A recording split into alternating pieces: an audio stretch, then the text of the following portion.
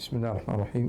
الحمد لله والصلاة والسلام على رسول الله وعلى آله وأصحابه أجمعين. أما بعد. സൂറത്തുൽ ബഖറയിലെ 60-ാമത്തെ ആയത്താണ് നമുക്ക് പഠിക്കാനുള്ളത്. അല്ലാഹു സുബ്ഹാനഹു വതആല പറയുന്നു: വഇദ് ഇസ്തസ്ഖാ മൂസ ലിഖൗമിഹി ഫഖുൽനാ ضرب بعصاك الحجر فانفجرت منه 12 عينا قد علم كل أناس مشربهم كلوا واشربوا من رزق الله ولا تعثوا في الأرض مفسدين.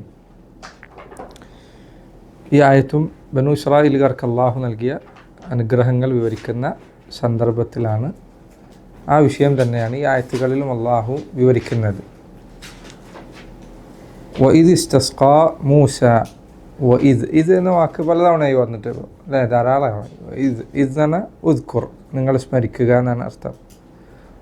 നിങ്ങൾ ഈ പറയുന്ന വേള സ്മരിക്കുക, അതായത് ബനു ഇസ്രായേലുകാരെ നിങ്ങൾക്ക് ചെയ്ത മറ്റൊരു അനുഗ്രഹം കൂടി നിങ്ങൾ ഓർക്കുക. എന്താണ്? വഇദ് ഇസ്തസ്ഖാ മൂസ. ഇസ്തസ്ഖാ ഏതായിരിക്കും വസ്ന്? ഇസ്തഫഅല വസ്നാണത്. നമ്മൾ മുന്നേ പറഞ്ഞിട്ടുണ്ടോ? ആ വസ്നിൻ്റെ ഒരു പ്രത്യേകത എന്താണ്? തലബ് അതിലുണ്ടായിരിക്കും.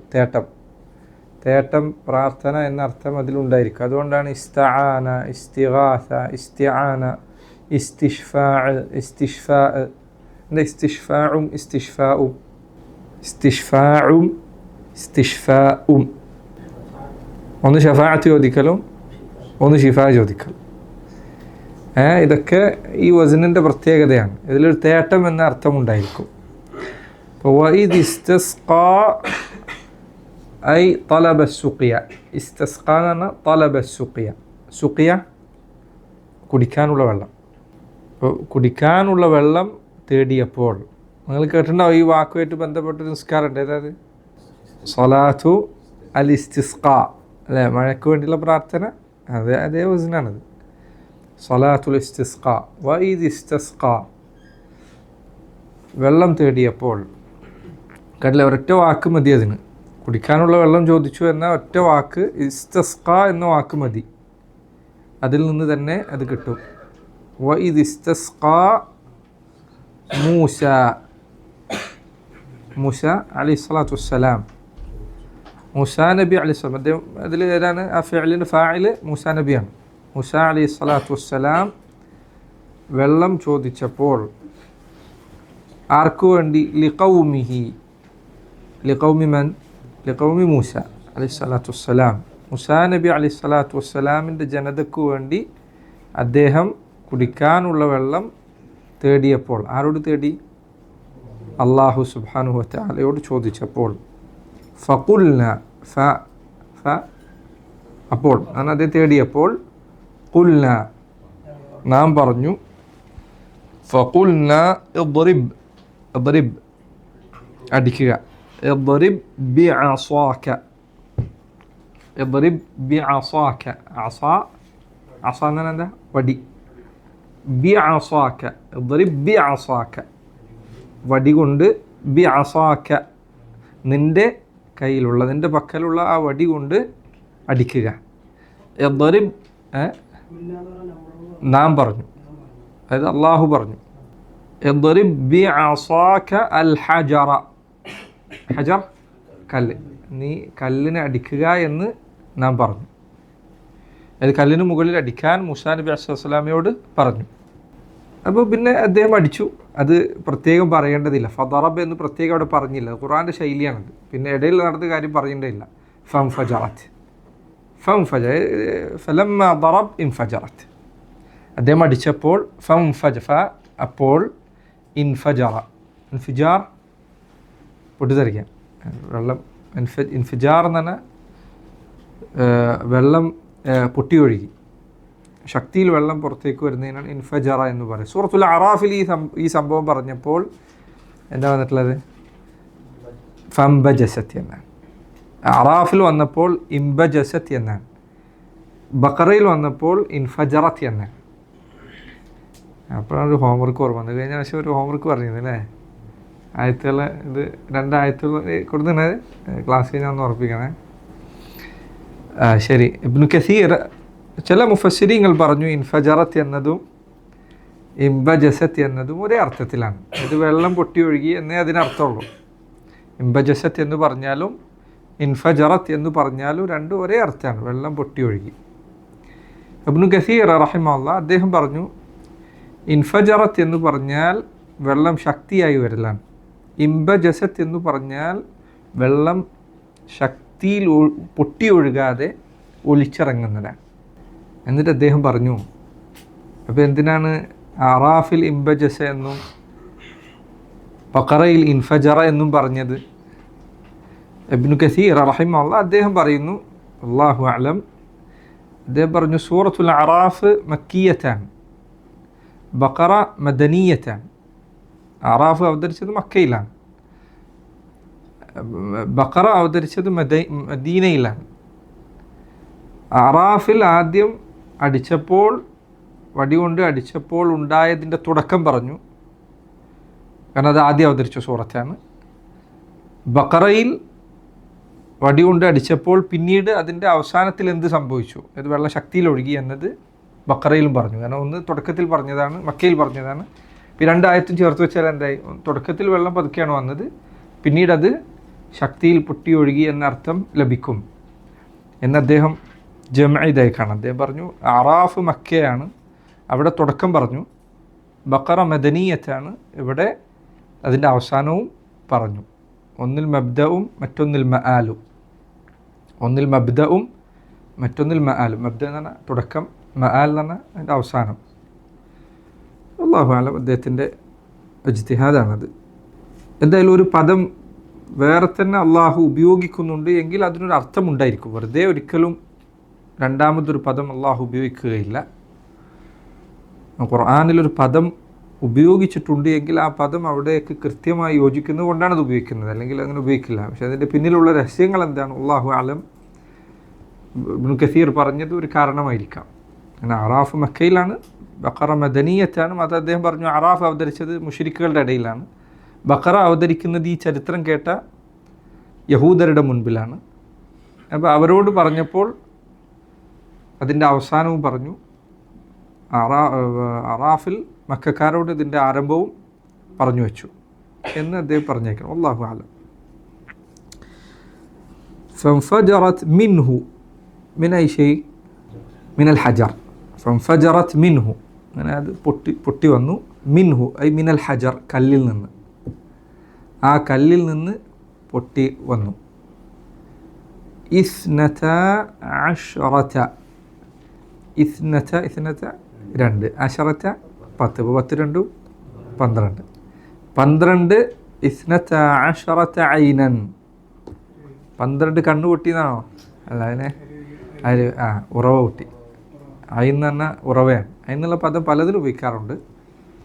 ഒന്ന് ഐനുൽ ബാസിറ, മനുഷ്യരുടെയും മൃഗങ്ങളുടെയും ഒക്കെ കണ്ണ്.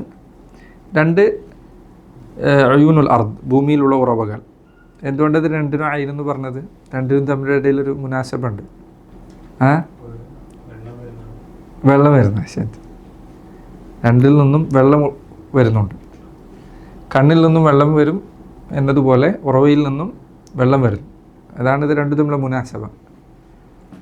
ഐനു ബാസിറ, അതുപോലെ തന്നെ അയൂനുൽ അർദ്, ഭൂമിയിലെ കണ്ണുകൾ, ഭൂമിയിലെ ഉറവകൾ. ഇവിടെ എന്താ പറഞ്ഞത്? ഫൻഫജറത് മിൻഹു ഇസ്നത അശറത ഐനൻ. ഐനൻ ഉറവകൾ. എണ്ണങ്ങൾ പറയുമ്പോൾ ചില എണ്ണം പറയുമ്പോൾ ജമആക്കണം, ചില എണ്ണം പറയുമ്പോൾ ജമആക്കേണ്ടതില്ല. ഇവിടെ ജമആക്കേണ്ടതില്ലാത്ത എണ്ണാണിത്. സൽസാഷർ എന്നുള്ളതിന് ഐൻ എന്ന് പറഞ്ഞാൽ മതി. ചിലർത്ത് പറയുമ്പോഴോ സലാസ എന്നൊക്കെ ആണെങ്കിൽ അയൂൻ എന്ന് പറയണം.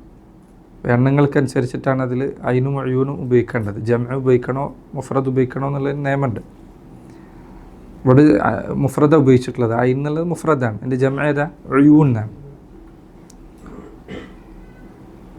فانفجرت منه 12 عينا قد علم كل أناس مشربهم. قد علم, قد തീർച്ചയായും, അലിമ അറിഞ്ഞിട്ടുണ്ട്. قد علم كل أناس, കുല്ലു എല്ലാവരും, ഉനാസ് ജനങ്ങൾ, എല്ലാ ജനങ്ങളും, അത് ബനു ഇസ്രായേലുകാരിലെ എല്ലാ ജനങ്ങളും قد علم അവർ അറിഞ്ഞിട്ടുണ്ട്. മഷ്റബഹും, മഷ്റബ് അവരുടെ കുടിക്കാനുള്ള സ്ഥലവും സമയവും. ഈ കല്ലിൽ നിന്ന് ഇൻഷാ അല്ലാഹ് തഫ്സീൽ പറയാം. ഈ കല്ലിൽ നിന്ന് എപ്പോഴാണ് കുടിക്കേണ്ടത്, എവിടെ നിന്നാണ് കുടിക്കേണ്ടത് എന്നതിൻ്റെ കൃത്യമായ കണക്ക്, സ്ഥലം, സമയം ഇതൊക്കെ ആരറിഞ്ഞിട്ടുണ്ട്? ബനൂ ഇസ്രായേലുകാർ അറിഞ്ഞിട്ടുണ്ട്. അത് അവർക്ക് ഓരോരുത്തർക്കും അത് നിശ്ചയിക്കപ്പെട്ടിരുന്നു എന്നാണ് തഫ്സീറിൽ വരും. കുലു വഷ്റബു മിൻ റിസ്ഖില്ലാഹ്, അത് ഖുർആൻ്റെ ശൈലിയാണ്. നോക്കൂ നിങ്ങൾ, വഖുൽനാ കുലു അതൊന്നും പറഞ്ഞില്ല. നാം പറഞ്ഞു അവരോട് നിങ്ങൾ ഇനി തിന്നോളൂ കുടിച്ചു, അങ്ങനെയൊന്നുമില്ല.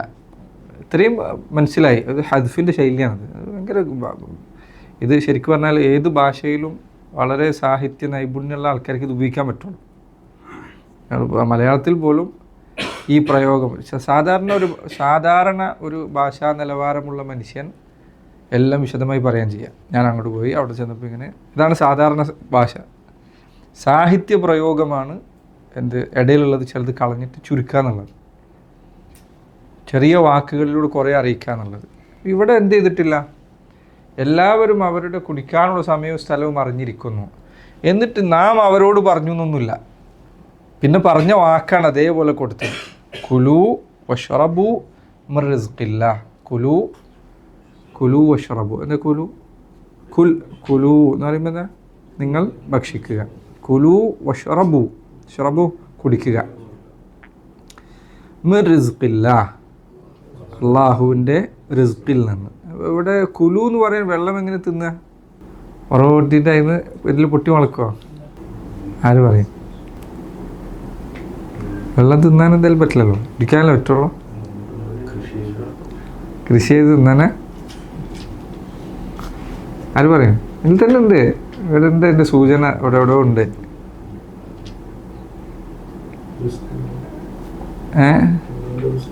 റിസ്കിൽ നിന്ന്. പക്ഷേ എന്നാലും അല്ലാതെ നമ്മൾ കുറച്ച് അതുകൂടി പറഞ്ഞു പോയാൽ മനസ്സിലാവും.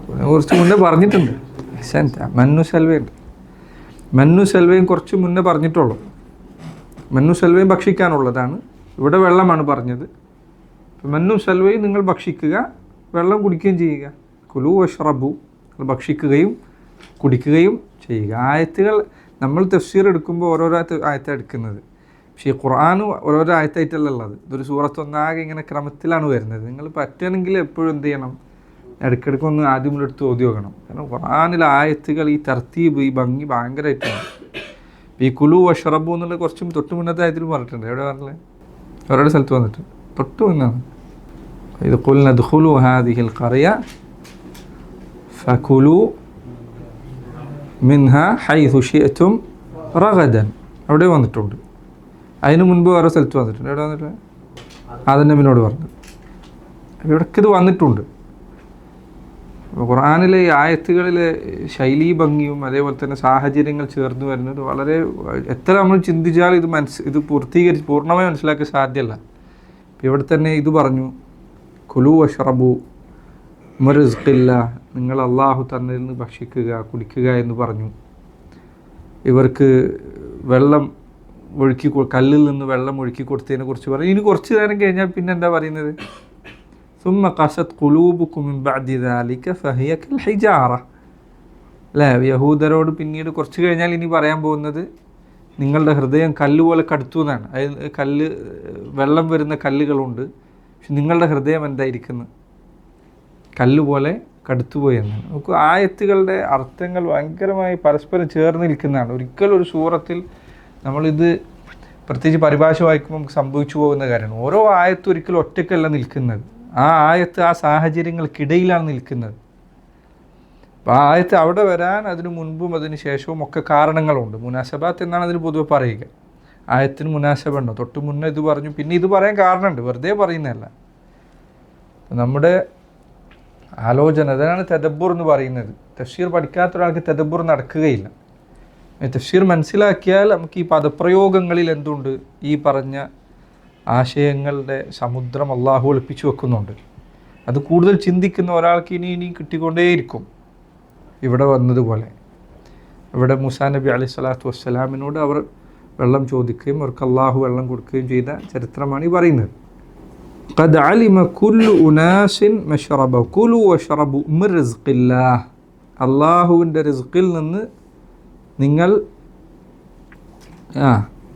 ഭക്ഷിച്ചു കൊള്ളുക. ഇവിടെ അജീബായ ഒരു കാര്യമുള്ളത്, ഇപ്പോൾ നേരത്തെ ആകാശത്ത് നിന്ന് അവർക്ക് ഭക്ഷണം ഇറക്കി കൊടുത്തു. മണ്ണും സൽവായും, മനുഷ്യർ പൊതുവെ മണ്ണിൽ നിന്നാണ് കൃഷി ചെയ്ത് ഭക്ഷണം ഉണ്ടാക്കാറുള്ളത്. അവർക്ക് ആകാശത്ത് നിന്ന് വെള്ളം ഏത് കിട്ടി? ഭക്ഷണം കിട്ടി. പക്ഷേ വെള്ളം അവർക്ക് പൊതുവെ നമുക്ക് എവിടെ നിന്ന് കിട്ടില്ല? ആകാശത്ത് നിന്നാണ് കിട്ടില്ല, അല്ലെങ്കിൽ ഭൂമിയിൽ നിന്ന് ഉറവയായിട്ട് പൊട്ടുന്നത്. ഇത് അവർക്ക് ലഭിച്ചത് കല്ലിൽ നിന്നാണ്. സൂറത്തുൽ ബഖറയുടെ ആരംഭത്തിലാകട്ടെ അല്ലാഹു സുബ്ഹാനഹു വ തആല വെള്ളം കൊണ്ടുവന്നതിനെക്കുറിച്ച് പറഞ്ഞിട്ടുമുണ്ട്. ഇവിടെ ഹുവല്ലദീ അഖ്റജ അല്ലദീ ലഅല്ലക്കും യാ അയ്യുഹന്നാസു അബ്ദു റബ്ബക്കും അല്ലദീ ഖലഖക്കും വല്ലദീ മിൻ ഖബ്ലിക്കും ലഅല്ലക്കും തത്തഖൂൻ അല്ലദീ ജഅല ലക്കും അർദ ഫിറാശൻ ശമാഅ ബിനാ വഅൻസല മിനസ് സമാഇ മാഅൻ ഫഖറജ ബിഹി മിനസ് സമറാത്തി റിസ്ഖൻ ലക്കും. അവിടെ റിസ്ഖിനെ കുറിച്ച് പറഞ്ഞിട്ടുണ്ട്. അപ്പോൾ ഇത് മുഅ്താദായ റിസ്ഖല്ല. മുഅ്താദ് എന്ന് പറഞ്ഞാൽ സാധാരണ ലഭിക്കുന്ന തരത്തിലുള്ള റിസ്ഖല്ല ഇവിടെ ഈ പറയുന്നത്. സാധാരണ തരത്തിലുള്ള റിസ്ഖ് അവിടെ പറഞ്ഞിട്ടുണ്ട്. ഇവർക്ക് അത്ഭുതകരമായ വിധത്തിലുള്ള റിസ്ക്കാണ് കൊടുത്തത്. സാധാരണ ലഭിക്കുന്നിടത്തു നിന്നല്ല അവർക്ക് മന്നു സൽവ ലഭിച്ചത്. സാധാരണ ലഭിക്കുന്നിടത്തു നിന്നല്ല അവർക്ക് വെള്ളം ലഭിച്ചത്. രണ്ടും വെവ്വേറെ സ്ഥലത്തു നിന്നാണ്. എത്ര സുബ്ഹാനല്ലാഹ്, എത്ര എന്തൊരു അത്ഭുതകരമായ ദൃഷ്ടാന്തമാണ് അള്ളാഹു അവർക്ക് നൽകിയത് നോക്കൂ. വെള്ളം ഇങ്ങനെ പുറത്തു വരാമെന്നുള്ളത്. കാരണം ഇവർ മരുഭൂമിയിലായിരുന്നു, അവർക്ക് വെള്ളം കിട്ടാൻ സ്ഥലമില്ല. ഇവരാകട്ടെ വലിയൊരു സമൂഹമുണ്ട്, പക്ഷെ അവർക്കെല്ലാം ആവശ്യമായ വെള്ളം അള്ളാഹു അവർക്ക് കൊണ്ടുവന്നു കൊടുത്തു. ഈ ഉമ്മത്തിൽ ഈ അജബ്, ഈ അത്ഭുതത്തിന് സമാനമായ ഒരു കാര്യം ഈ ഉമ്മത്തിലുണ്ട്. അതേതാണ്? ജംജമാണ്. മക്കയിൽ മരുഭൂമിയുടെ നടുവിലാണ് അതുള്ളത്. എത്ര മനുഷ്യരാണ് അതിന് വെള്ളം കുടിക്കുന്നത്? അവസാനിക്കാതെ ആ വെള്ളം നിലക്കാതെ വന്നുകൊണ്ടേയിരിക്കുന്നു. ഈ ഉമ്മത്തിൽ ഇതിന് സമാനമായ കാര്യമുണ്ട്. ഇസ്രായേലുകാർക്ക് നൽകപ്പെട്ട വെള്ളം അതിന് സമാനമായത് ഈ ഉമ്മത്തിലുണ്ട്, അല്ലെങ്കിൽ അതിനേക്കാൾ അത്ഭുതകരമായത് ഈ ഉമ്മത്തിലുണ്ട്. കാരണം മരുഭൂമിയുടെ നടുക്ക് ഇത്രയും മനുഷ്യന്മാർ ദിവസവും വെള്ളം എടുക്കുകയും കുടിക്കുകയും ഉപയോഗപ്പെടുത്തുകയും ചെയ്യുന്ന വെള്ളം മരുഭൂമിയുടെ നടുവിലാണ് ഈ വരുന്നത്. ഒരിക്കലും വറ്റുന്നില്ല. വേനലിലോ തണലിലോ ഒന്നും സംസം വറ്റുന്നില്ല. വെള്ളം ഇങ്ങനെ വന്നുകൊണ്ടിരിക്കുന്നത് അജബായ കാര്യമാണ്. കുലു വശ്റബു മിൻ റിസ്ഖില്ലാഹ് വലാ തഅസൗ ഫിൽ അർദി മുഫ്സിദീൻ. വലാ തഅസൗ, തഅസൗ എന്ന ഫിഅൽ ഏതിൽ നിന്ന് വന്നാണ് പ്രത്യക്ഷമുണ്ട്. ചിലർ പറഞ്ഞ അസ എന്നതാണ്. അസ യഅസു. അസ എന്ന് പറഞ്ഞാൽ അവർ പറഞ്ഞു ഫസാദാണ്. പക്ഷേ സാധാരണ ഫസാദല്ല, മറിച്ച് അഷദ്ദുൽ ഫസാദ്, കടുത്ത ഫസാദ്. വലാ തഅസൗ, നിങ്ങൾ കടുത്ത ഫസാദ്, കുഴപ്പമുണ്ടാക്കരുത്. വലാ തഅസൗ ഫിൽ അർദ്, നിങ്ങൾ ഭൂമിയിൽ വലിയ കുഴപ്പങ്ങൾ ഉണ്ടാക്കരുത്. വലാ തഅസൗ ഫിൽ അർദി മുഫ്സിദീൻ, നിങ്ങൾ ഭൂമിയിൽ മുഫ്സിദീങ്ങളായിക്കൊണ്ട് കടുത്ത കുഴപ്പം, മുഫ്സിദീൻ എന്നാണ് കുഴപ്പമുണ്ടാക്കുന്ന, ഫസാദ് ഉണ്ടാക്കുന്ന ആൾക്കാർ, മുഫ്സിദീങ്ങളായിക്കൊണ്ട് നിങ്ങൾ ഭൂമിയിൽ കഠിനമായ കുഴപ്പങ്ങളും പ്രശ്നങ്ങളും ഉണ്ടാക്കരുത്. അതിൻ്റെ തഫ്സീറിൽ എന്താണ്? വദ്കുറു നിഅമതന അലൈക്കും, നാം നിങ്ങൾക്ക് നൽകിയ അനുഗ്രഹം നിങ്ങൾ ഓർക്കുക. വഅൻതും ഇതാശുൻ ഫിത്തീഹ്, ഏതു വേളയിൽ നിങ്ങൾ ദാഹിച്ച അവശരായ സന്ദർഭത്തിൽ. ഇതാഷ്, അതഷ് അറിയില്ലേ? നിങ്ങൾ ദാഹിച്ച അവശരായ അവസരത്തിൽ. ഫിത്തീഹ്, തീഹ് എന്ന് പറഞ്ഞാൽ മറ്റേ ഇതില്ലേ വിജനപ്രദേശത്ത് അലഞ്ഞു തിരിഞ്ഞില്ലേ, അതിനാണ് തീഹ് എന്ന് പറയുന്നത്. താഹ എന്ന് പറഞ്ഞാൽ അലഞ്ഞു തിരിയുന്നതിനാണ് പറയാം. താഹ ഫി ത്വരീഖ്. തീഹ് എന്ന് പറഞ്ഞാൽ ഒരു അടയാളമോ എന്തെങ്കിലും ഒരു വഴി അടയാളമോ ഒരു മാറ്റമോ ഇല്ലാത്ത ഒരു വിജനമായ പ്രദേശത്ത് അകപ്പെടുക. അങ്ങനെ നിങ്ങൾ അകപ്പെട്ട ആ കാലഘട്ടം, ഏത് കാലഘട്ടം ഇത്? മൂസാ നബി അലൈഹിസ്സലാം ഉണ്ടായിരുന്ന മിസ്റിൽ നിന്ന് അവർ തിരിച്ചു വന്ന ഫലസ്തീനിനും മിസ്റിനും ഇടയിൽ ഇവർ അലഞ്ഞു തിരിഞ്ഞ കാലഘട്ടം. ഹംദല്ലാഹ്. ആ കാലഘട്ടത്തിൽ നാം നിങ്ങൾക്ക് ചെയ്ത അനുഗ്രഹം നിങ്ങൾ ഓർക്കുക. ഹീന ദഅാന മൂസ ബിദറാഅ, ആ സന്ദർഭത്തിൽ മൂസ നമ്മോട് പ്രാർത്ഥിച്ചു. ബിദറാഅത്തിൻ, താഴ്മയോടുകൂടി. അന്നസ്ഖിയ ഖൗമഹ്, എന്തായിരുന്നു അദ്ദേഹത്തിൻ്റെ പ്രാർത്ഥനയിൽ ഉണ്ടായിരുന്നത്? തൻ്റെ ജനതയ്ക്ക് നാം വെള്ളം നൽകുക എന്നത്. ശഖ എന്നതാണ് വന്നത്. യസ്ഖി. ഫഖുൽന അദ്രിബ് ബിഅസാകൽ ഹജർ, അപ്പോൾ നാം അദ്ദേഹത്തോട് പറഞ്ഞു താങ്കളുടെ വടി കൊണ്ട് ആ കല്ലിന് മുകളിൽ അടിക്കുക. ഫദ്രിബ് ബിഅസാകൽ ഹജർ, ഫസിരിങ്ങൾക്കുള്ള അഭിപ്രായ വ്യത്യാസമുണ്ട്. ഇതൊരു പ്രത്യേക കല്ലായിരുന്നോ അതല്ല ഏതോ ഒരു കല്ലായിരുന്നു, ഒരു നിശ്ചിത കല്ല് അതിനു മുകളിൽ അടിച്ചു, പിന്നെ ആ കല്ലിൽ നിന്ന് എപ്പോഴും വെള്ളം വരിക എന്നതായിരുന്നോ സംഭവിച്ചിരുന്നത്, അതല്ല ഏതെങ്കിലും ഒരു കല്ലിൽ അടിച്ചാൽ അതിൽ നിന്ന് വെള്ളം പുറപ്പെടുകയാണോ ചെയ്തിരുന്നത്? രണ്ട് അഭിപ്രായമുണ്ട്. ചില ആൾക്കാർ പറഞ്ഞു അൽ ഹജർ എന്ന് ഉദ്ദേശിച്ച് ഏത് കല്ലും ആവാം, ഇന്ന കല്ല് എന്നില്ല, ഏതിലടിച്ചാലും വെള്ളം കിട്ടും. രണ്ടാമതൊരു അഭിപ്രായം ഇബ്നു ഖയ്യിമിനെ പോലുള്ളവർ സ്വീകരിച്ച അഭിപ്രായമായി മനസ്സിലാവുന്നതാണ്, ഇത് ഒരു പ്രത്യേക കല്ലായിരുന്നു, ഒരു മുറബ തന്നെ സ്ക്വയർ എന്തായാലും പറയാം, ക്യൂബായിട്ടുള്ള അതിനെന്താ പറയാം മലയാളത്തിന്, സമചതുരം അല്ലേ, സമചതുരാകൃതിയിലുള്ള കല്ലായിരുന്നു. അപ്പോൾ ഈ കല്ല് അവരൊപ്പം കൊണ്ടുനടന്നിരുന്നു, അതിനാണ് വെള്ളം വന്നത്. അതാണ് ഒരഭിപ്രായം. പലരും ആ അഭിപ്രായം എടുത്തില്ല. പക്ഷേ ഹദീസിൽ പ്രത്യേകിച്ചൊന്നും വന്നില്ല, ഇത് ഇസ്രായേലിയാത്തുകളിൽ വന്നതാണ്. ഇസ്രായേലിയാത്തുകളിൽ ഇങ്ങനെയുള്ള ഇതിൻ്റെ കല്ലിൻ്റെ വിശദാംശങ്ങളുണ്ട്. കല്ലിന് എന്തൊക്കെ ഉണ്ടായിരുന്നു, എവിടെയൊക്കെയാണ് അതിൻ്റെ വെള്ളം വന്നിരുന്ന ഉറവുകൾ ഉണ്ടായിരുന്നത് എന്നൊക്കെ വിശദാംശങ്ങൾ ഇസ്രായേലിയാത്തുകൾ, ഇസ്രായേലിയാത്ത് എന്ന് പറഞ്ഞാൽ പഴയകാല ഇസ്രായേലി ഗ്രന്ഥങ്ങളിൽ നിന്ന് ആളുകൾ വായിച്ചെഴുതിയത് അതിലുണ്ട്. അല്ലാതെ ഖുർആനിലോ ഹദീസിലോ നേർക്കേരോ ഒന്നും വന്നിട്ടില്ല, എന്തായിരുന്നു ആ കല്ലിൻ്റെ രൂപം എന്നൊന്നും വന്നിട്ടില്ല. അത് അറിയുന്നതിൽ പ്രത്യേകിച്ച് ഉപകാരമില്ല, കഴിഞ്ഞു പോയ സംഭവമാണ്, ഏത് കല്ലാകട്ടെ. പിന്നെ ആ കല്ലിൽ നിന്ന് വെള്ളം വന്നിരുന്നു എന്നാണ്. അപ്പോൾ ആ കല്ലിന് മുകളിൽ അടിച്ചാൽ അതിൽ നിന്ന് വെള്ളം വരും എന്ന് അൽ ഹജർ, മൂസ എൻ്റെ കയ്യിലുള്ള വടി കൊണ്ട് ആ കല്ലിന് മുകളിൽ അടിക്കുക. അത് ഒരു പ്രത്യേക കല്ലായിരുന്നു അല്ല വേറെ, അത് അഭിപ്രായ വ്യത്യാസമുണ്ട്. ഇത് ഇപ്പോഴത്തെ ഈ പഴയ നിയമത്തിൽ ഈ കഥയുണ്ട്, ഈ കഥയിൽ അവർ കടത്തി കൂട്ടിയിട്ടുണ്ട്. ഈ കഥയിൽ അവർ പറഞ്ഞത് മൂസാ നബി അലൈഹി സ്വലാത്തു വസ്സലാം വെള്ളത്തിന് വേണ്ടി പുറവുറുത്തു എന്നാണ്. വെള്ളം കിട്ടാതായപ്പോൾ, അപ്പോൾ ഉത്തരം ലഭിക്കാതെ വന്നപ്പോൾ ദേഷ്യം കൊണ്ട് അദ്ദേഹം കല്ലും പഠിച്ചു എന്നാണ്. അപ്പോൾ വെള്ളം വന്നു. എത്രമാത്രം ഖുർആൻ കഴിഞ്ഞുപോയ കാലത്ത് നബിമാരെ അവരുടെ ആദരവ് സംരക്ഷിച്ചിട്ടുണ്ടെന്ന് നോക്കും. ഇവരുടെ കിതാബുകളിൽ നബിമാർ ഇങ്ങനെ ആക്ഷേപിക്കപ്പെടും. സൂറത്തുൽ ബഖറയിൽ ഇതേപോലെ തന്നെ സുലൈമാൻ നബിനെ എന്ത് ചെയ്തിട്ടുണ്ട്, ആക്ഷേപത്തിൽ നിന്ന് മോചിപ്പിച്ചിട്ടുണ്ട്. സുലൈമാൻ നബി സാഹിറായിരുന്നു എന്നാണ് യഹൂദർ വിശ്വസിച്ചിരുന്നത്, മാരണക്കാരനായിരുന്നു. അതുകൊണ്ടാണ് വമാ കഫറ സുലൈമാൻ എന്നുള്ള മറുപടി പറഞ്ഞത്. ഇവർ നബിമാരുടെ മേൽ കെട്ടിച്ചമച്ച ആരോപണങ്ങളാണിത്. ഇത് അവരുടെ ഉമ്മത്തിന് ലഭിച്ച ബൈബിളിൽ നിങ്ങൾ എടുത്തു നോക്കൂ അല്ലേ, ഈസാ നബിയോട് ഏറ്റവും സ്നേഹമുണ്ട് എന്ന് അവകാശപ്പെടുന്നത് നസാറാക്കളാണ്. പുതിയ നിയമത്തിൽ ഈസാ നബിയുടെ ആദ്യത്തെ അത്ഭുത സംഭവം എന്താ ആദ്യത്തെ അത്ഭുത സംഭവം? ഖുർആനിലെ ആദ്യത്തെ അത്ഭുത സംഭവം എന്താ? തൊട്ടിൽ നിന്ന് സംസാരിച്ചു എന്നുള്ളതാണ്. ജനിച്ച ഉടനെയുള്ള ആദ്യത്തെ അത്ഭുത സംഭവം തൊട്ടിൽ നിന്ന് സംസാരിച്ചു എന്നുള്ളതാണ്. ബൈബിളിലെ ആദ്യത്തെ അത്ഭുത സംഭവം എന്താ? വെള്ളം വീഞ്ഞാക്കി എന്നുള്ളതാണ്. അതായത് പച്ചവെള്ളം മദ്യമാക്കി കൊടുത്തു എന്നുള്ളതാണ് ഒരു പ്രവാചകൻ്റെ അത്ഭുത സംഭവമായി കൊടുത്തിട്ടുള്ളത്. നിങ്ങൾ ആലോചിച്ചു, നബിയോട് ചെയ്യുന്ന അതിക്രമം, മദ്യപാനത്തിന് സൗകര്യം ചെയ്തു കൊടുക്കുക. ഒരു നബി പച്ചവെള്ളം എന്ത് ചെയ്യുക, മദ്യമാക്കി കൊടുക്കുക. ആരാണ് ഈസാ നബിയെ ആദരിക്കുന്നത്? സാറാക്കളാണോ അല്ല മുസ്ലിമീങ്ങളാണോ? മുസ്ലിമീങ്ങളെ സംബന്ധിച്ചിടത്തോളം ഈസാ നബിയുടെ ആദ്യത്തെ അത്ഭുത സംഭവം തൊട്ടിൽ സംസാരിച്ചതാണ്. അതും എന്തിനെതിരെ? തൻ്റെ മാതാവിൻ്റെ അഭിമാനം സംരക്ഷിക്കുന്നതിനു വേണ്ടി.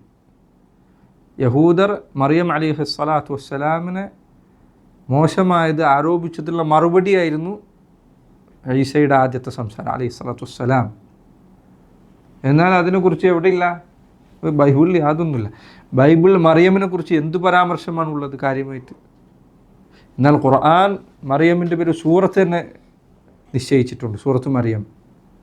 മാത്രമല്ല മുഅ്മിനീങ്ങൾക്കുള്ള മാതൃകയായി അള്ളാഹു നിശ്ചയിച്ചത് മറിയമിനെയാണ് അലൈഹി സ്വലാത്തു വസ്സലാം.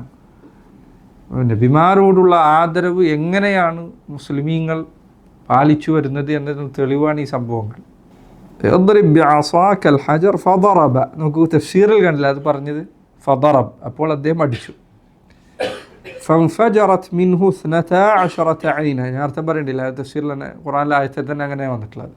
അതിൽ നിന്ന് 12 ഉറവകൾ പൊട്ടിയൊഴുകി. ബിഅദദിൽ ഖബാഇൽ, ബിഅദദി അൽ ഖബാഇൽ. ഈ 12 എന്ന എണ്ണത്തിൻ്റെ പ്രത്യേകത എന്താണ്? അത് ബനു ഇസ്രായേലുകാരുടെ കബീലകളുടെ എണ്ണമായിരുന്നു.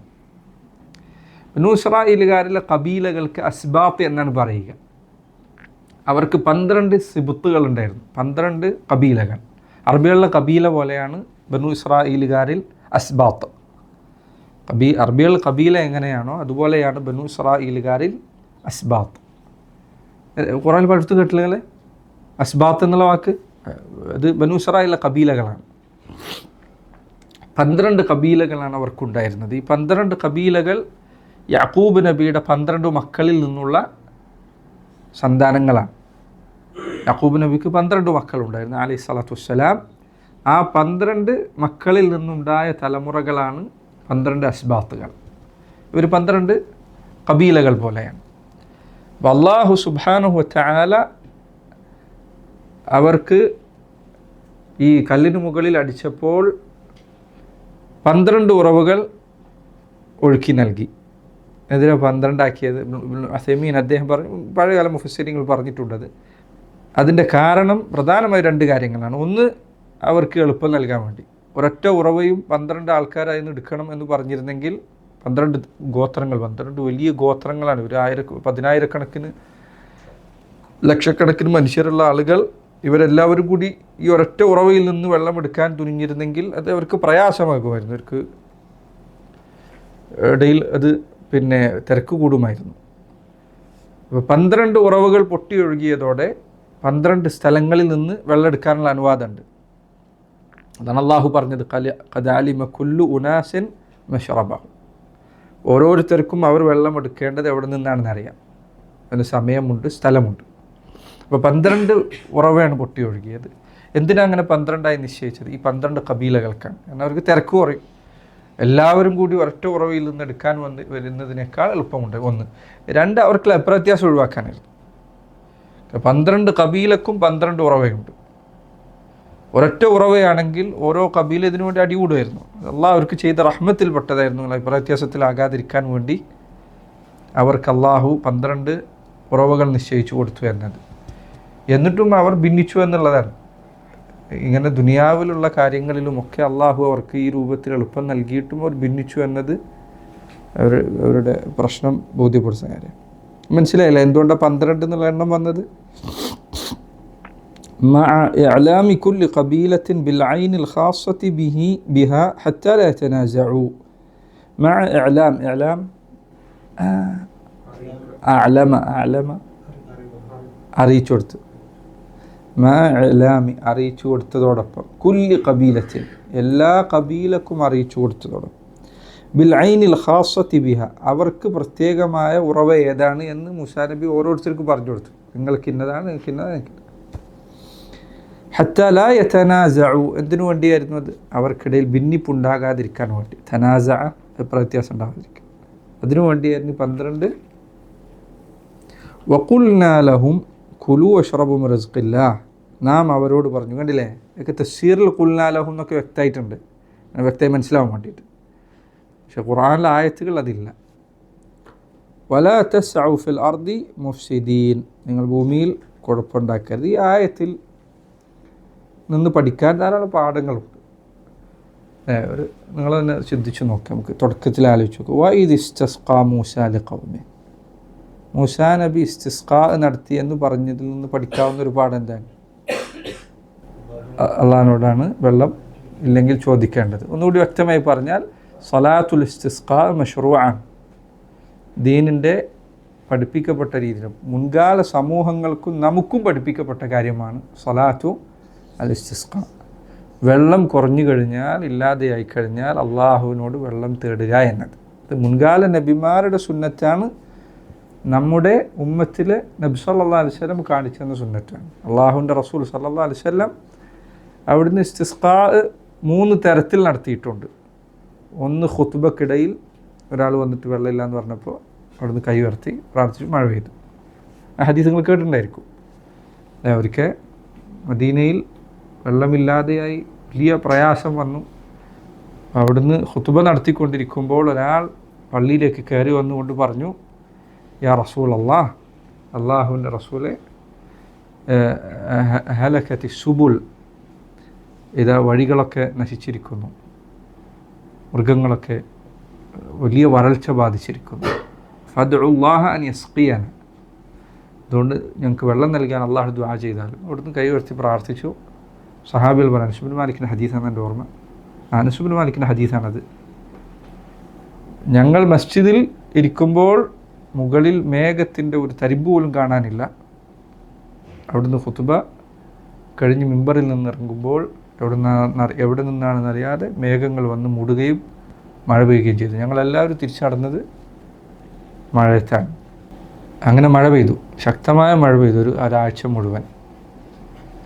അങ്ങനെ അടുത്ത ആഴ്ച അവിടുന്ന് ഖുതുബക്ക് വന്നപ്പോൾ ഇയാൾ വീണ്ടും വന്നു, അല്ലെങ്കിൽ വേറെ ആൾ വന്നു. എന്നിട്ട് നബി സല്ലല്ലാഹു അലൈഹി വസല്ലം പറഞ്ഞു, അള്ളാഹുവിൻ്റെ റസൂലെ, മഴ അധികരിച്ചിരിക്കുന്നു, ഞങ്ങൾക്കിതാ മഴ ഞങ്ങളിൽ നിന്ന് എടുത്തു നീക്കാൻ പ്രാർത്ഥിക്കണം. അവിടുന്ന് എന്ത് ചെയ്തില്ല, മഴ സ്റ്റോപ്പ് ചെയ്യാൻ പ്രാർത്ഥിച്ചില്ല. അവിടുന്ന് പറഞ്ഞു, അല്ലാഹുമ്മ ഹവാലൈന വല അലൈന അല്ലാഹുമ്മ അലൽ ആകാമി വദ്ദറാബ് വബുത്തൂനിൽ ഔദിയത്തി വലസ്ഖാം. അള്ളാഹുവെ, ല അലൈന ഞങ്ങൾക്ക് മേലല്ല, ഹവാലൈന ഞങ്ങളുടെ ചുറ്റുഭാഗത്തേക്ക്.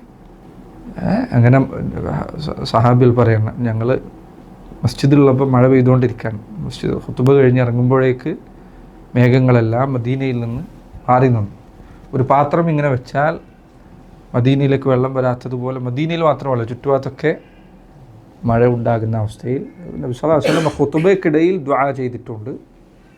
അതുപോലെ അവിടുന്ന് ഒരിക്കൽ സഹാബികൾക്കിടയിൽ ഇരിക്കുന്ന സമയത്ത് നബി സല്ലല്ലാഹു അലൈഹി വസല്ലം അവിടുന്ന് ദുആ ചെയ്തിട്ടുണ്ട്, സഹാബികൾക്കിടയിൽ ഇരിക്കുന്ന സമയത്ത് പ്രാർത്ഥിച്ചിട്ടുണ്ട്. മൂന്നാമത് അവിടുന്ന് സ്വലാത്തുൽ ഇസ്തിസ്ഖാ നടത്തിയിട്ടുണ്ട്, നിസ്കാരം തന്നെ, അതിനു വേണ്ടിയുള്ള പ്രത്യേക നിസ്കാരം. ഈ നിസ്കാരത്തിൻ്റെ രൂപം നിങ്ങൾ പഠിച്ചിട്ടുണ്ടോ ചിലപ്പോൾ അല്ലേ? ആളുകൾ പുറത്തുള്ള ഒരു സ്ഥലത്തേക്ക് മാറിപ്പോവുക, വിജനമായ സ്ഥലത്തേക്ക്, എന്നിട്ട് അവരുടെ മൃഗങ്ങളെയും മറ്റുമൊക്കെ കൊണ്ടുവരിക, എന്നിട്ട് ആളുകൾ ദുആ ചെയ്യുക, ഖുതുബയും അതോടൊപ്പം നിസ്കാരവും, എന്നിട്ട് ഇത് ഈ ഖുതുബയിൽ ദുആ ചെയ്യുക ഖതീബ്. എന്തിനു വേണ്ടി? മഴയ്ക്ക് വേണ്ടിയിട്ട്. ഈ സ്വലാത്തുൽ ഇസ്തിസ്ഖാ പറയുമ്പോൾ എനിക്ക് ഓർമ്മ വരുന്നൊരു പേര് ഷെയ്ഖ് സഅദിയാണ് റഹിമഹുല്ലാഹ്. അദ്ദേഹത്തിൻ്റെ ചരിത്രത്തിൽ കാണാം, അദ്ദേഹം നാളെ സ്വലാത്തുൽ ഇസ്തിസ്ഖാ നിർവഹിക്കാൻ വേണ്ടി രാജാവിൻ്റെ കൽപ്പനയോ മറ്റോ ഉണ്ടായി, മഴ അങ്ങനെ ഇല്ലാതെയപ്പോൾ. അപ്പോൾ അദ്ദേഹം നാളെ മഴയ്ക്ക് വേണ്ടിയുള്ള പ്രാർത്ഥനയാണ്. അദ്ദേഹം വീട്ടിന് മുകളിൽ കയറി വെള്ളത്തിൻ്റെ പാത്തി ഉണ്ടാവുമല്ലോ, അതൊക്കെ വൃത്തിയാക്കുമായിരുന്നതാണ്. എന്നിട്ട് ഇസ്തിസ്ഖാന് അദ്ദേഹം പോകുമ്പോൾ കുട എടുക്കുമായിരുന്നതാണ്. മഴ ഒരു പ്രാർത്ഥനയിലുള്ള അവരുടെ ഉറച്ച വിശ്വാസം മേലെ വൃത്തിയാക്കി, അത് മഴ പെയ്താൽ നോക്കുന്നത്, മഴ പെയ്യുന്നത് ഇത് ഉറപ്പുണ്ട്. അപ്പോൾ അദ്ദേഹം മേലെ പോയി വെള്ളത്തിൻ്റെ പാത്തിയൊക്കെ വൃത്തിയാക്കും. ഇസ്തിസ്ഖാ നിസ്കാരത്തിന് അദ്ദേഹം കുട എടുത്തിട്ടാണ് പോയിരുന്നത്, മഴ പെയ്യാൻ എന്നുള്ള ഉറപ്പുണ്ട്. ഇത് അതിന്ന് പഠിക്കാവുന്ന ഒരു പാഠമാണ്. ഓ ഇത് ഇസ്തിസ്ഖാ മൂസ. വേറൊരു പാഠം എന്താണ്? തൗഹീദിൻ്റെ ഒരു പാഠം അതിലുണ്ട്. എന്താ പാഠം? അള്ളാഹുവിനോടാണ് മൂസാ നബി തേടി. മൂസാ നബിക്ക് വരെ മഴയ്ക്ക് വേണ്ടി അള്ളാഹുവിനോട് തേടണം. പക്ഷെ ഖേദകരമായ കാര്യം, ഈ ആയത്താണ് നമ്മുടെ നാട്ടിൽ ചില ആൾക്കാർ നബിമാരോട് തേടാളെ തെളിവാക്കിയത്. മൂസാ നബിയോട് കണ്ടില്ലേ ബനു ഇസ്രായേലുകാർ മഴ ചോദിച്ചു, അതുകൊണ്ട് നബിമാരോട് മഴ ചോദിക്കാം എന്നതിന് തെളിവാക്കി ഈ സംഭവം നമ്മളെ നാട്ടിലെ ആൾക്കാർ ഓതിയിട്ടുണ്ട്. ലാ ഇലാഹ ഇല്ലല്ലാഹ്. ഈ സംഭവം ശരിക്കും തൗഹീദിൻ്റെ തെളിവാണ്. കാരണം മഴ ഒരിക്കലും നബിമാർക്ക് പോലും കൊണ്ടുവരാൻ പറ്റില്ല, അവർ പോലും അള്ളാഹുവിനോടാണ് തേടിയത്. അല്ലെങ്കിൽ ചോദിക്കേണ്ട കാര്യമുണ്ടോ? വടി കൊണ്ട് അടിച്ചാൽ വെള്ളം വരുന്ന അറിയെങ്കിൽ വടി കൊണ്ടങ്ങ് അടിച്ചാൽ പോരെ, എന്തിനാണ് ചോദിക്കുന്നത്? ചോദിക്കേണ്ട ആവശ്യമില്ലല്ലോ. ഈ ആയത്ത് നബിമാരാണെങ്കിൽ പോലും അവർക്ക് യാതൊന്നും സ്വയം ചെയ്യാൻ സാധിക്കില്ല. മഴയാകട്ടെ വരൾച്ചയാകട്ടെ ഒന്നും നിയന്ത്രിക്കാൻ അവർക്ക് കഴിയില്ല. അള്ളാഹു സുബ്ഹാനഹു വ തആല അവൻ്റെ കയ്യിലാണ് ഈ പറഞ്ഞതെല്ലാം ഉള്ളത്. അതുപോലെ ഈ ആയത്ത് മൂസാ നബി അലൈഹി സ്വലാത്തു വസ്സലാമിൻ്റെ ശ്രേഷ്ഠത ബോധ്യപ്പെടുത്തുന്ന കാര്യം, അദ്ദേഹത്തിന് ഇത്ര വലിയൊരു മുഅ്ജിസത്ത് നൽകപ്പെട്ടു എന്നത്. അദ്ദേഹത്തിന് വെള്ളം നൽകപ്പെട്ടു എന്നുള്ള, വെള്ളം മഴ അല്ല ഉറവ പൊട്ടി ഒഴുകി എന്നുള്ളത് സാന്ദർഭികമായി പറയട്ടെ. പിന്നെ ഇബ്നു ഉസൈമീൻ ഈ സംഭവം വിവരിച്ചപ്പോൾ അദ്ദേഹം പറഞ്ഞു, അള്ളാഹുവിൻ്റെ റസൂൽ സല്ലല്ലാഹു അലൈഹി വസല്ലമക്ക് ഇതിനേക്കാൾ വലുതാണ് ഈ വിഷയത്തിൽ മുഅ്ജിസത്തായി നൽകപ്പെട്ടത്. റസൂലുള്ളാഹി സല്ലല്ലാഹു അലൈഹി വസല്ലം അവിടുന്ന് പാത്രത്തിൽ തൻ്റെ കൈവിരൽ വെച്ചു, കൈവിരലുകൾക്കിടയിലൂടെ വെള്ളം ഉറവയായി വന്നു എന്നാണ് ഹദീസിലുള്ള ധാരാളം സഹാബികൾ വെള്ളം കുടിച്ച സംഭവം ഹദീസിൽ അവിടുത്തെ മുഅ്ജിസത്തിൽ പെട്ട് തരുന്നുണ്ട്. അവിടത്തേക്ക് നൽകപ്പെട്ട യാതൊരു നിലക്കുള്ള വെള്ളത്തിൻ്റെ കാരണം കല്ലിൽ നിന്ന് ഇബ്നു ഉസൈമീൻ പറയാം സാധാരണ കല്ലിൽ നിന്ന് വെള്ളം ഉറവ് പൊട്ടാറുണ്ട്. പക്ഷെ മനുഷ്യൻ്റെ ശരീരത്തിൽ നിന്ന് വെള്ളം വരാന്നുള്ളത് യാതൊരു നിലക്കും ഇല്ലാത്ത സംഭവം. അപ്പോൾ അവിടത്തേക്ക് വെള്ളം അത് മൂസാ നബി ചെറുതാക്കുന്നതിനോ ഒന്നുമല്ല പറയുന്നത്. അള്ളാഹുവിൻ്റെ റസൂൽ സല്ലല്ലാഹു അലൈഹി വസല്ലമയ്ക്ക് ഈ മുഅ്ജിസത്തിൽ നിന്ന് വലിയ പങ്ക് നൽകപ്പെട്ടിട്ടുണ്ട്. അവിടെ ധാരാളത്തോളം വെള്ളം നൽകിയിട്ടുണ്ട്. മാത്രമല്ല സഹോദരങ്ങളെ, അള്ളാഹുവിൻ്റെ റസൂൽ സല്ലല്ലാഹു അലൈഹി വസല്ലം ജീവിതത്തിൽ ഇത്തരം അത്ഭുത സംഭവങ്ങൾ യഥാർത്ഥത്തിൽ മറ്റ് മതങ്ങളിലുള്ള ഈ പ്രത്യേകിച്ച് നസാറാക്കളിൽ ഇവർ പലപ്പോഴും അവർ ഈസാ നബിയുടെ ശ്രേഷ്ഠതയായി പറയാറുള്ളത് ഇത്തരം കാര്യങ്ങളാണ്. ഇത് നമ്മൾ പറഞ്ഞു കൊടുക്കേണ്ടതാണ്. അള്ളാഹുവിൻ്റെ റസൂൽ ജീവിതത്തിൽ ഇങ്ങനെ സംഭവിച്ചിട്ടുണ്ട്. അവർ വിശ്വസിക്കുന്നോ ഇല്ലെന്നുള്ളത് വേറെ വിഷയം. പക്ഷേ നബി സല്ലല്ലാഹു അലൈഹി വസല്ലമയ്ക്ക് ഇതുപോലുള്ള സംഭവങ്ങൾ ധാരാളം ഉണ്ടായിട്ടുണ്ട്. അള്ളാഹുവിൻ്റെ റസൂൽ സല്ലല്ലാഹു അലൈഹി വസല്ലം അടുത്തേക്ക് വെള്ളം നൽകുക എന്നുള്ളത് വന്നിട്ടുണ്ട്. മാത്രമല്ല മറ്റൊരു സംഭവം മറ്റൊരു പാഠം ഈ ആയത്തിലുള്ളത് മൂസാ നബിക്ക് നൽകപ്പെട്ട ദൃഷ്ടാന്തങ്ങൾ ഒരേ സമയത്ത് അദാബുള്ളതുമുണ്ട് റഹ്മത്തുള്ളതുമുണ്ട്. ഇത്രയും പറഞ്ഞതിൽ തന്നെ ഈ ഒരൊറ്റ വടി കൊണ്ട് എന്ത് സംഭവിച്ചിട്ടുണ്ട്? ഫിർഔനും കൂട്ടരും മുങ്ങി മരിച്ചിട്ടുണ്ട് വെള്ളത്തിൽ. ദാഹിച്ച അവശരായ ഒരു കൗമിന് വെള്ളം അള്ളാഹു ഒഴുക്കി കൊടുത്തിട്ടുണ്ട്. ഒരേ കാര്യം കൊണ്ടാണ് സംഭവിച്ചത്. അതല്ല ഈ വടി കൊണ്ട് 4 മുഅ്ജിസത്ത് ഉണ്ടായിട്ടുണ്ട്. ഏതൊക്കെയാണ് 4? ഒന്ന് അത് സർപ്പമായി മാറി എന്നുള്ളത്, രണ്ട് ഈ ആയത്തിലുള്ളത് ഇപ്പോൾ വേണമെങ്കിൽ പറയാം, കല്ല് മടിച്ചിട്ട് അതിന് വെള്ളം വന്നു എന്നുള്ളത്, 3 സമുദ്രം പിളർന്നു എന്നുള്ളത്, 4 അത് പറയും. അങ്ങനൊരു സംഭവം കൂടി കല്ലുകൊണ്ട് വടിയോണ്ട് സംഭവിച്ചേ അല്ല കല്ലിനല്ലേ വടി കല്യാണം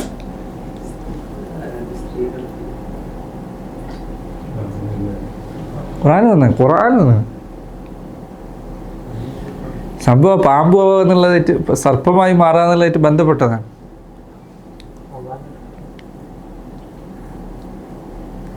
സാഹിറന്മാർ കൊണ്ടുവന്നത് വിഴുങ്ങി.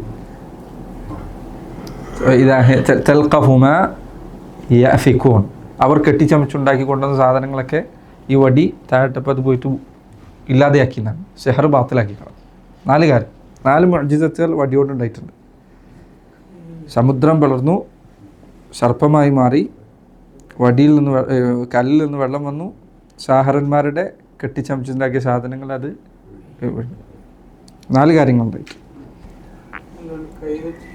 അത് കയ്യിന് മാത്രം, വടി കൊണ്ട് മാത്രം ഉണ്ടായത്. വടി കൊണ്ട് മാത്രം ഉണ്ടായ ആയത്തുകളാണ് ഈ പറഞ്ഞ 4.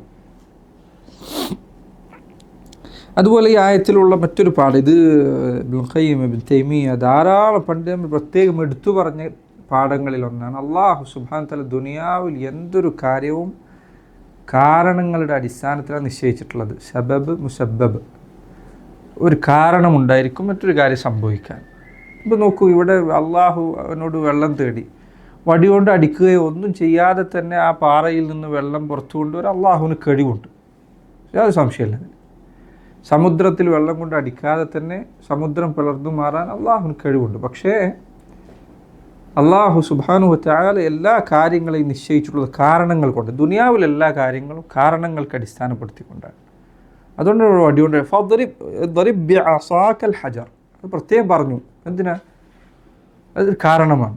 ആ കാരണം അതിന് ശേഷമാണ് എന്ത് സംഭവിക്കുന്നത്, ഇന്ന് വെള്ളം പുറത്തു വരുന്നത്. ഒരു കാരണങ്ങൾ പ്രപഞ്ചത്തിൽ അള്ളാഹു നിശ്ചയിച്ചിട്ടുണ്ട്. അതില്ലെങ്കിൽ നോക്കൂ, ഒരു കല്ലെടുത്താൽ മതി, അല്ലെങ്കിൽ ആ കല്ലിൽ നിന്ന് വെള്ളം വരും നോക്കി നിന്നോളൂ എന്ന് പറഞ്ഞാൽ മതി. വിഷയമല്ല. ഇത് ധാരാളം മുഅ്ജിസത്തുകളുണ്ട്. തൈമിയ്യ പ്രത്യേകം എടുത്തു പറഞ്ഞു. മാത്രമല്ല ചില പിഴച്ച കക്ഷികൾ ഇതിനെ നിഷേധിച്ചിട്ടുണ്ട്. അവർ പറഞ്ഞു ഒരു കാരണത്തിൻ്റെ ആവശ്യമൊന്നുമില്ല. നമ്മളെ നാട്ടിൽ ചില ആൾക്കാർക്ക് ആ വാദമുണ്ട്. അതുകൊണ്ടാണ് അവർ കൊടുത്ത കഴിവ് എന്ന് പറയുന്നത്, കാരണങ്ങളെ നിഷേധിക്കുന്നത്. പറയൂ, പഞ്ചസാരക്ക് മധുരത്തിനുള്ള കഴിവില്ല, പിന്നെയോ അത് അപ്പോൾ അള്ളാഹു ഉണ്ടാക്കുകയാണ്. പഞ്ചസാര ഇടുമ്പോൾ മധുരം അപ്പോൾ ഉണ്ടാവുകയാണ്. അതിന് പഞ്ചസാരൻ്റെ ആവശ്യമില്ല. ഉപ്പിട്ടാലും പഞ്ചസാരയുടെ രുചി വരും വേണമെങ്കിൽ. അങ്ങനെയല്ല, കാരണങ്ങൾ അള്ളാഹു നിശ്ചയിച്ചിട്ടുണ്ട്. മുഅ്ജിസത്തുകളിൽ വരെ അത് അള്ളാഹു നിശ്ചയിച്ചു. എന്തിനാ ഈ പറയുന്നത്? ഔലിയാക്കന്മാരോട് തേടാൻ വേണ്ടിയിട്ടാണ്. കാരണം ഔലിയക്ക് വേണമെങ്കിൽ സഹായിച്ചൂടെ, അള്ളാഹ്ക്ക് കഴിവ് കൊടുത്തൂടെ? കാരണങ്ങൾ അള്ളാഹു നിശ്ചയിച്ചിട്ടുണ്ട് ദുനിയാവിൽ. ഔലിയനോട് തേടുക എന്നുള്ളൊരു കാരണം നിശ്ചയിക്കപ്പെട്ടിട്ടേ ഇല്ല. നോക്കൂ നിങ്ങൾ, അതിൻ്റെ ഏറ്റവും ശക്തമായ തെളിവുകളിലൊന്ന് ഇതിനോട് സമാനമായി പറഞ്ഞത് മറിയം ബീവിയുടെ സംഭവമാണ് അലൈഹി സ്വലാത്തു വസ്സലാം. മറിയം ബീവി അവർക്ക് പ്രസവവേദനയുള്ള സന്ദർഭം, ആ സമയത്ത് ഈത്തപ്പഴം നൽകാൻ വേണ്ടി അള്ളാഹു പറഞ്ഞ ഈത്തപ്പഴത്തിന് അടി പോയി നിന്നാൽ മതി എന്നല്ല. ജുസ്സി ഇലൈക്കി ബിജിദ്ഇൻ നഖ്ലതി തുസാഖിത് അലൈക്കി റുതബൻ ജനിയ. മറിയം, നീ പോയിട്ട് ഈ ഈന്തപ്പനയുടെ മരം ഇടിച്ചു കുലുക്കുക. നമുക്ക് ഗർഭിണിയാണ്, നീ അതിൻ്റെ അടിയിൽ പോയി നിന്നാൽ മതി, അതിൻ്റെ മേലിൽ നിന്ന് ഈത്തപ്പഴം വീണുള്ളൂ എന്ന് അള്ളാഹു ഉദ്ദേശിച്ചത് സംഭവിക്കും. പക്ഷെ അതുപോലും അള്ളാഹു സുബ്ഹാനഹു കാരണങ്ങളുടെ അടിസ്ഥാനം നിശ്ചയിച്ചത്. ഈത്തപ്പഴം പിടിച്ചു കുലുക്കുക, ഈന്തപ്പന പിടിച്ചു കുലുക്കുക, ഈത്തപ്പഴം. ആ സന്ദർഭത്തിൽ വരെ കാരണങ്ങൾ നിശ്ചയിച്ചിട്ടുണ്ട്. അത് തെളിവായി പറഞ്ഞ കാര്യമാണ്. കാരണങ്ങളെ ഇല്ലാതെയാക്കുക എന്നത്, പിന്നെ ഇബ്നുൽ ഖയ്യിം പറഞ്ഞതുപോലെ കാര്യകാരണ ബന്ധങ്ങളെ ഇല്ലാതെയാക്കുക, നിഷേധിക്കുക എന്നത് അഖിലിന് കുഴപ്പമുള്ള ആളുടെ അടയാളമാണ്. മനുഷ്യന് ബുദ്ധിക്ക് എന്തോ പ്രശ്നമുണ്ട് തന്നെ അടയാളം. കാരണങ്ങൾ അള്ളാഹു നിശ്ചയിച്ചിട്ടുണ്ട്. ഓരോ കാരണങ്ങൾ പഠിപ്പിച്ച് മനുഷ്യന് ബോധ്യപ്പെടുന്നതുണ്ട്, കണ്ടെത്താവുന്നതുണ്ട്. അതിന് ഇല്ലാതെ ഒരാൾ വിഷമെടുത്ത് കുടിച്ചിട്ട് അള്ളാഹു ഉദ്ദേശിച്ചാൽ ഇത് വേണമെങ്കിൽ മരുന്നാക്കാൻ പറ്റും എന്ന് പറഞ്ഞാൽ അവന് വിഡ്ഢിത്തരമാണ് ചെയ്യുന്നത്. ഒരിക്കലും ദീൻ അങ്ങനെ വന്നിട്ടില്ല. ബുദ്ധി ഇല്ലാത്ത രൂപത്തിലല്ല ദീന് പഠിപ്പിച്ചിട്ടുള്ളത്. അത് ഇത് ഈ പറഞ്ഞ തെളിവാണ്, ഈ ആയത്തെ തെളിവാക്കിയിട്ടുണ്ട്. ശരി,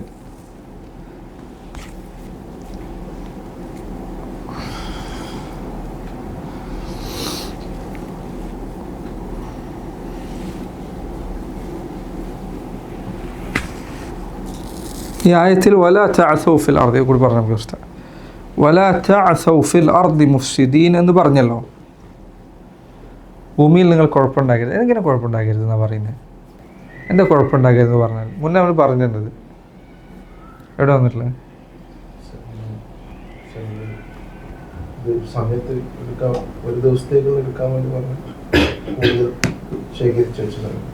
അതല്ലാതെ ഒരു സ്ഥലത്ത് ഈ വാക്ക് വന്നിട്ടുണ്ട്, ഫസാദ് ഉണ്ടാക്കാന്നുള്ള. അവിടെ വന്നിട്ടുണ്ട്, വേറെ സ്ഥലത്ത് കൂടി വന്നിട്ടുണ്ട്. അവിടെ എത്തിയില്ലല്ലോ. അതിന് മുൻപ് വന്നിട്ടുണ്ട്. ഇന്നല്ലാഹ ലാ യസ്തഹി, തൊട്ടടുത്തായിരുന്ന അല്ലദീന അഹ്ദല്ലാഹി ബഅദി മീസാഖിഹി വയഖ്തഊന മാ അമറ അല്ലാഹു ബിഹി അൻ യൂസല വയുഫ്സിദൂന ഫിൽ അർദ്. അവിടെ നമ്മൾ യുഫ്സിദൂന ഫിൽ അർദ് എന്നതിൻ്റെ അർത്ഥം എന്താ പറഞ്ഞത്? ഭൂമിയിൽ കുഴപ്പമുണ്ടാക്കാമെന്ന് പറയരുത്. പക്ഷെ അതിൻ്റെ ഉദ്ദേശം എന്താ പറഞ്ഞത്? എന്താ ഭൂമിയിൽ ഫസാദ് ഉണ്ടാക്കുന്നതാണ്? തിന്മ ചെയ്യരുത്, അള്ളാഹുവിനെ ധിക്കരിക്കരുത്. ഇവിടെ ഭൂമിയിൽ കുഴപ്പമുണ്ടാക്കരുത്, ഖുർആനിൽ ഭൂമിയിൽ കുഴപ്പമുണ്ടാക്കരുത് എന്ന് പറയുന്നതിൻ്റെ അർത്ഥം ചില ആളുകൾ പലപ്പോഴും വിശദീകരിക്കാറുള്ള പോലെ, പിന്നെ പുഴയിൽ നിന്ന് മണ്ണ് വാരരുത്, അല്ലെങ്കിൽ കോറിയിൽ നിന്ന് കല്ല് പൊട്ടിക്കരുത്, ഇതല്ല. അതൊക്കെ ഒരു മനുഷ്യന് ഉപദ്രവം ഉണ്ടാകുന്ന രൂപത്തിൽ ചെയ്യാൻ പാടില്ല, അത് വേറെ വിഷയം. പക്ഷേ അതല്ല ഖുർആനിൽ ഫസാദ് ഫിൽ അർദ് എന്നതുകൊണ്ട് ഉദ്ദേശം. ഭൂമിയിൽ ഫസാദ് ഉണ്ടാക്കുക എന്ന് പറഞ്ഞാൽ അള്ളാഹുവിനെ ധിക്കരിക്കലാണ് ഉദ്ദേശം. അള്ളാഹുവിനെ ധിക്കരിക്കരുത്. കാരണം ഹറാമുകൾ എന്തിനു കാരണമാകും? നിഅമത്തുകൾ എടുത്ത് നീക്കാനുള്ള കാരണമാകും. ഇവിടെ അത് പ്രത്യേകം പറയാൻ വേറെ കാരണം കൂടിയുണ്ട്. പൊതുവേ മനുഷ്യർ കുലു വഷ്റബു മിൻ റിസ്ഖില്ലാ, നിങ്ങൾ ഭക്ഷണം കഴിക്കൂ, വെള്ളം കുടിക്കൂ അള്ളാഹു തന്നതിൽ നിന്ന്. പൊതുവെ മനുഷ്യന് വയറ് നിറഞ്ഞാൽ പിന്നെ അടുത്തത് സംഭവിക്കാൻ സാധ്യതയുള്ളത് അതിക്രമം ചെയ്യലാണ്.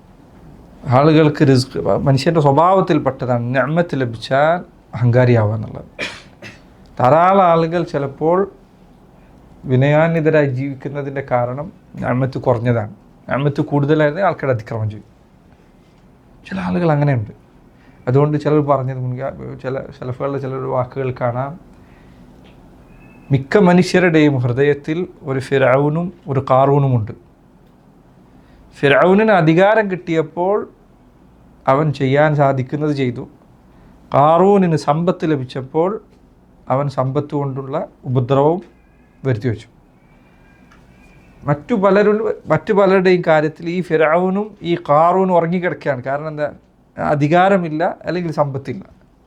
നിങ്ങൾ പല ആൾക്കാരുടെ ഇത് കാണാൻ പറ്റും.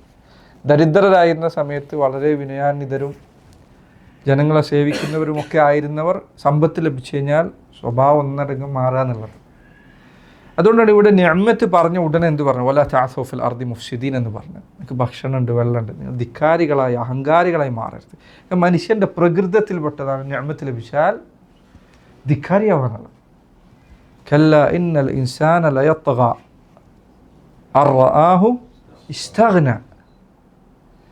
മനുഷ്യൻ ധിക്കാരം കാണിക്കുന്നു. എന്താ ധിക്കാരം കാണിക്കാൻ? അങ്ങനെ അൻ റആഹു ഇസ്തഗ്ന, അവൻ വലിയ ധനികനായി, എനിക്ക് ആരുടെയും ആവശ്യമില്ല എന്ന ചിന്ത അവന് വന്നതോടുകൂടി ഇസ്തഗ്ന. ഈ ഇസ്തിഗ്നാൻ്റെ സ്വഭാവം വന്നെത്തിയാൽ എനിക്ക് ആരെയും നോക്കേണ്ടില്ല, എനിക്ക് ഇത്ര പൈസ ഉണ്ട്, എനിക്ക് അധികാരമുണ്ട്, എനിക്ക് സ്വാധീനമുണ്ട് എന്ന ചിന്ത എത്തുമ്പോൾ ചില മനുഷ്യർ കഠിനമായ ധിക്കാരികളായി മാറും. അതൊന്നും നോക്ക്, സുബ്ഹാനല്ലാഹ്, ഇതൊരു നല്ല കൃത്യമായ ക്രമീകരണമുള്ള ഓർമ്മപ്പെടുത്തലാണ്. അള്ളാഹു നൽകിയ അനുഗ്രഹം ഉപയോഗിച്ചോളൂ, പക്ഷേ ധിക്കാരികളാവരുത്. ഭൂമിയിൽ കുഴപ്പമുണ്ടാക്കരുത്, തിന്മ ചെയ്യരുത്. തിന്മകൾ നിഅമത്തുകളെ ഇല്ലാതെയാക്കി കളയുകയും എടുത്തു കളയുകയും ചെയ്യുന്നതാണ്. അതാ അല്ലാഹു അലം. സല്ലല്ലാഹു വസല്ലം ബാറക നബിന മുഹമ്മദ്. ഇതിലെന്തെങ്കിലും മനസ്സിലാവാത്ത ഭാഗമോ തഫ്സീറിൽ, കഴിഞ്ഞ പ്രാവശ്യം തഫ്സീർ നമ്മൾ എഴുതിക്കൊണ്ടാൻ പറഞ്ഞ പോലെ തന്നെ വേറെ ആയത്തുമായിട്ട് നിങ്ങൾ